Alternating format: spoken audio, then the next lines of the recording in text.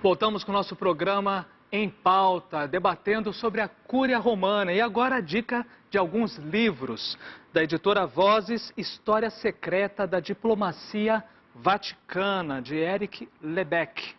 Esse livro aqui faz um retrospecto do pontificado de João Paulo I, João Paulo II e, obviamente, abordando essa questão da diplomacia vaticana. Serve também como uma grande dica aí de aprofundamento. Aqui, o nosso querido professor Felipe Aquino, No Coração da Igreja. Então, para você que deseja aprofundar mais sobre os dicastérios, né, o que é o Estado do Vaticano, aqui, diretamente do Coração da Igreja, que é da editora Cleofas. Riquezas da Igreja, também do professor Felipe Aquino, editora Canção Nova. Nesse livro também o professor Felipe Aquino aprofunda ainda mais, principalmente fazendo um paralelo com a história da igreja e a nossa sociedade, o quanto que a nossa igreja está presente na nossa sociedade, tanto nos campos científicos, educacionais, e muitas vezes a gente acaba se esquecendo. Bom, voltando aqui ao nosso debate, nossa troca de experiências, o Frei Antônio Moser queria fazer uma consideração, né, Frei?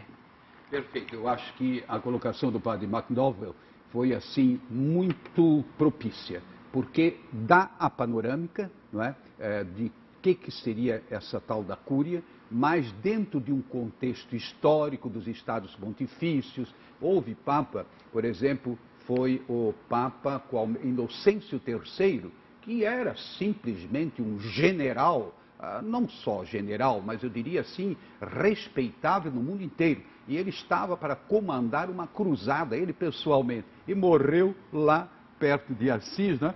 E em todo caso, vamos dizer assim, de uma maneira um tanto trágica, no sentido que os ladrões despiram-no completamente lá onde estava sendo velado durante certo tempo. Todo mundo foi dormir, aí os ladrões voltaram e se apoderaram. Mas muito interessante isso.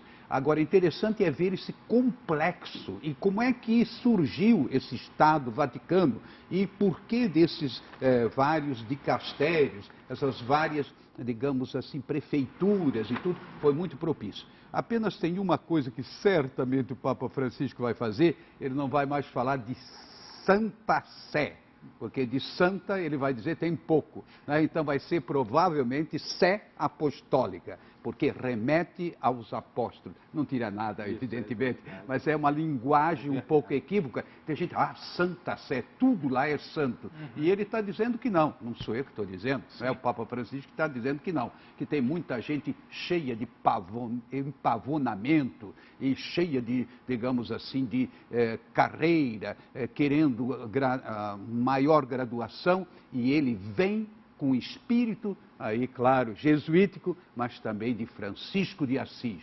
Despojamento, estamos a serviço do Evangelho e provavelmente o espírito, gostei muito, não só os mecanismos, mas o espírito vai ser diferente.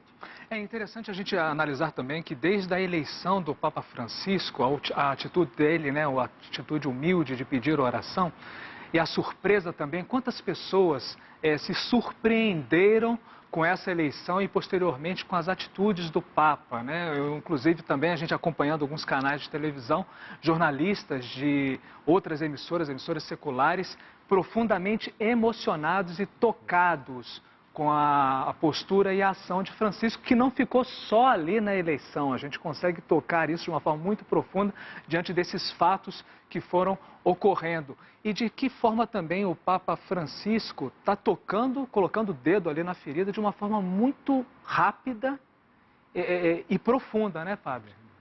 Não, certamente ele tem manifestado esse desejo, esse impulso de uma reforma profunda, não só da Cúria Romana, mas da igreja toda, sobretudo uma igreja mais aberta para os pobres, para toda a realidade humana, sobretudo sob esse signo da misericórdia.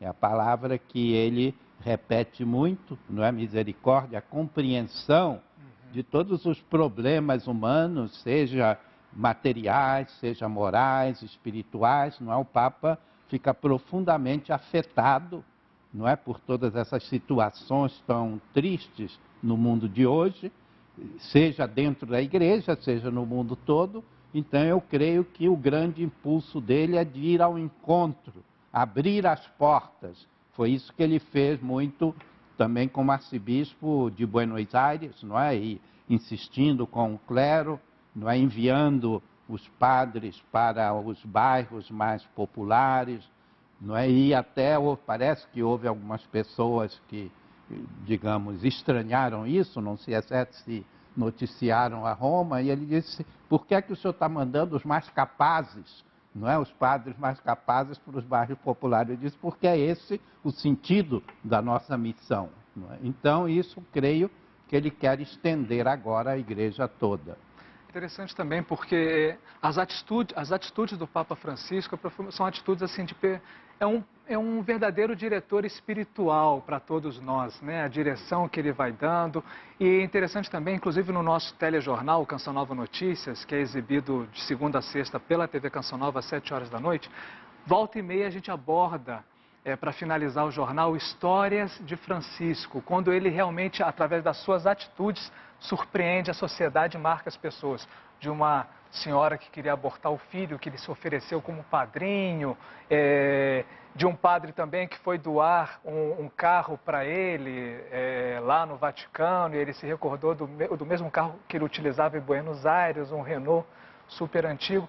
Então, essas atitudes familiares, né, Frei Antônio Moser, como que o senhor vê essa realidade, a postura do Papa, ou seja, uma pessoa que transmite tanto carinho, uma pessoa tão simples, mas que por um lado também, ele de uma forma bem verdadeira e enérgica está organizando, vamos dizer assim, a casa, né?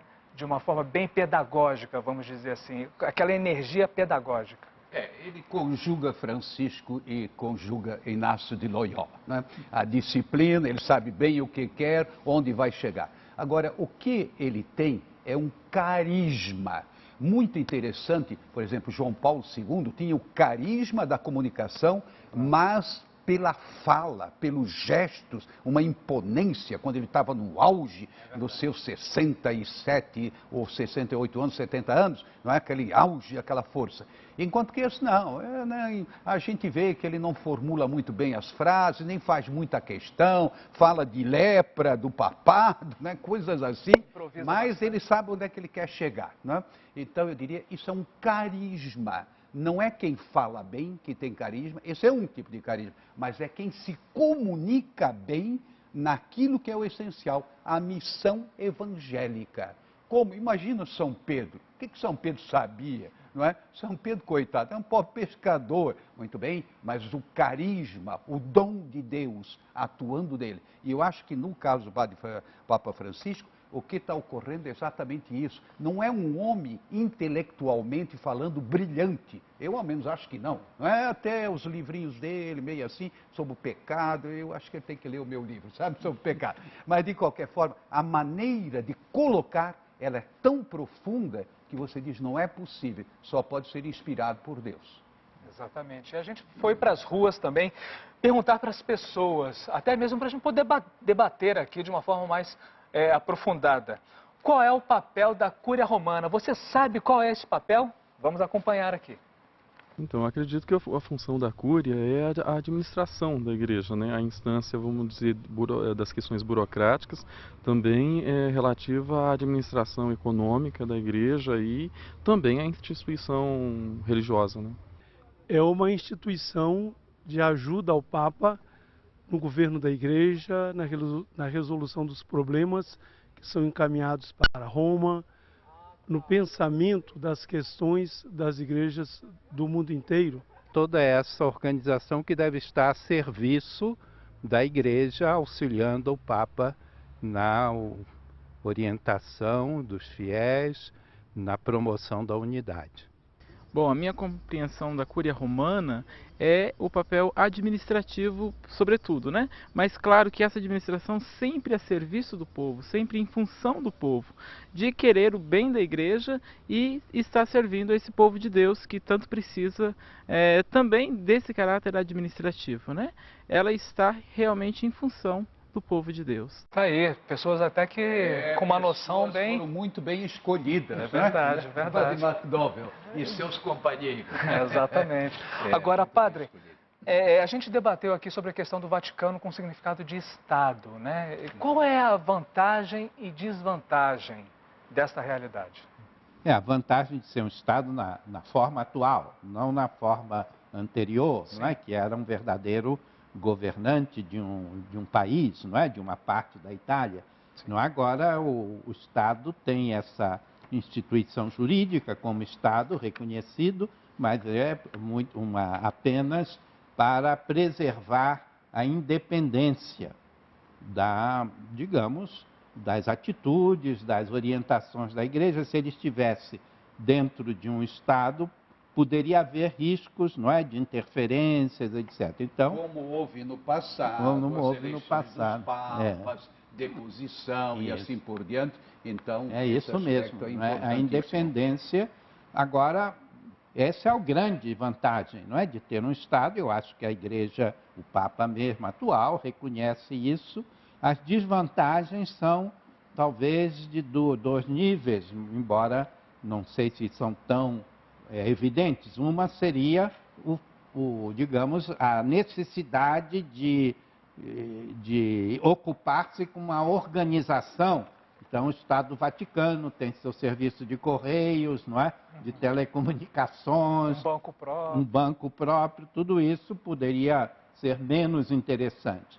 E o outro aspecto, esse sim, não é que a aparência do Vaticano para o mundo todo parece uma coisa muito solene. O Papa está pessoalmente procurando superar essa impressão de o Vaticano seja um lugar de riqueza, porque existe o Museu Vaticano, a Basílica mesmo de São Pedro digamos, um monumento histórico e artístico extraordinário, assim como há outros na igreja.